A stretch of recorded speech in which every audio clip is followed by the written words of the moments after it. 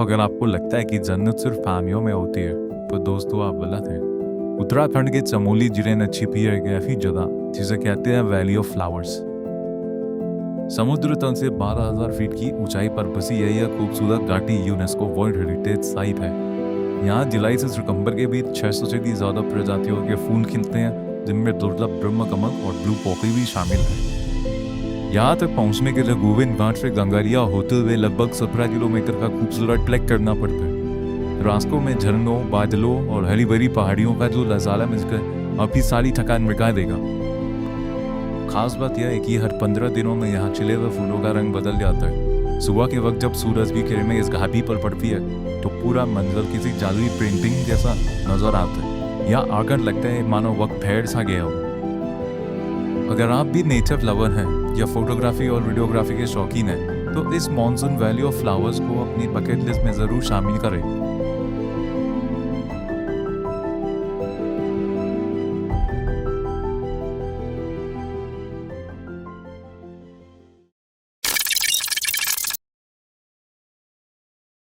कहते हैं हर राइड आपको थोड़ा बदल देती है, लेकिन कुछ ऐसी राइड्स होती है जो आपको आपकी सीमा तक टेस्ट करा देती है।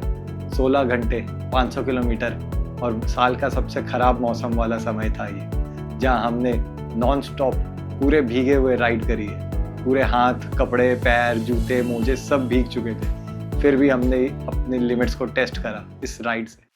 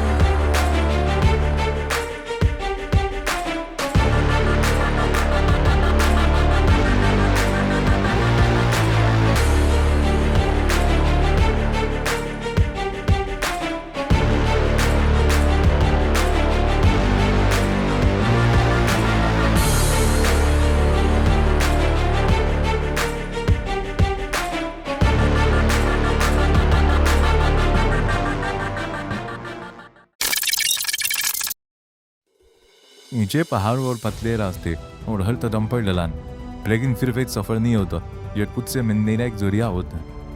आज हम उत्तराखंड के सबसे खूबसूरत ट्रैक में से दी वैली ऑफ फ्लावर्स में गोविंद घाट से शुरू होकर यह सफर हमें ले जाते गंगारिया की तरफ। लगभग 17 किलोमीटर का यह रास्ता सिर्फ चलाई नहीं, बिल्कुल कुदरत का एक अनोखा जादू है। रास्ते में जब ठंडी हवा चेहरे से टकराती है, पास में बहती पुष्पावती नदी का शोर कानों पर पड़ता है और चारों तरफ बादल पहाड़ों को चूमते हुए, तो दिल कहता है थकान तो सिर्फ जिस्म को होती है, रूह तो यहाँ आकर ताजा हो गई है। और जैसे ही अब घाटी के मुहाने पर पहुंचते हैं, आंखें फटी की फटी रह जाती है। 12,000 फीट की ऊंचाई पर फैला रंगों का ऐसा समंदर, यहाँ ब्रह्म कमल से लेकर सैकड़ों दुर्लभ जंगली फूल खिले हैं। हर मोड़ पर एक नया रंग, हर 15 दिन में एक नया नजारा। कहा जाता है कि शहर की जिंदगी में हम सिर्फ सांस लेते हैं, लेकिन असली जीना क्या होता है यह पहाड़ों में आकर ही समझ लाते हैं। अगर आप भी अपनी रोजमर्रा की लाइफ से ब्रेक लेना चाहते हैं तो इस मानसून इस ट्रैक को अपनी लिस्ट में जरूर रखें। तो देर किस बात की, अपना बैग पैक करो और निकल पड़ो, क्योंकि ये बहुत ही कम टाइम के लिए खुला रहता है।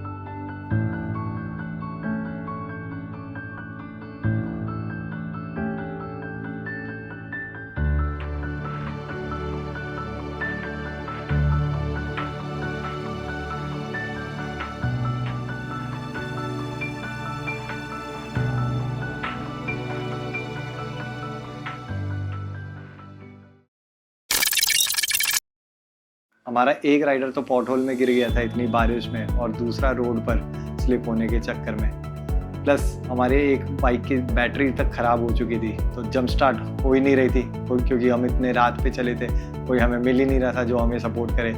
फिर मैंने बस अपने बाइक की बैटरी निकाली और battery to battery terminal touch करवाया, तब जाके उसकी बाइक स्टार्ट हुई और हम फिर अपनी जर्नी रिज्यूम करें आगे।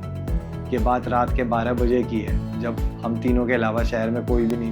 हमने एक दूसरे की बाइक को धक्का लगाकर लैंडस्लाइड पार करा है। इतने बड़े पत्थरों के बीच में बाइक हमारी फंस भी चुकी थी, प्लस मेरी बाइक बंद हो चुकी थी। फिर भी किसी तरह हमने मैनेज करा है। रात में 2 बजे का वक्त था और हमारी एक बाइक की पेट्रोल पूरी खाली हो चुकी थी।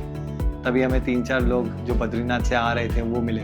उन्होंने हमें यही बताया कि इतने रात में अगर आपको पेट्रोल चाहिए तो पेट्रोल पंप में आप नॉक करो वहाँ के रूम में, तो वो उठकर आपको पेट्रोल देंगे, वरना बहुत ही मुश्किल हो जाता हमारे लिए वापस आना भी।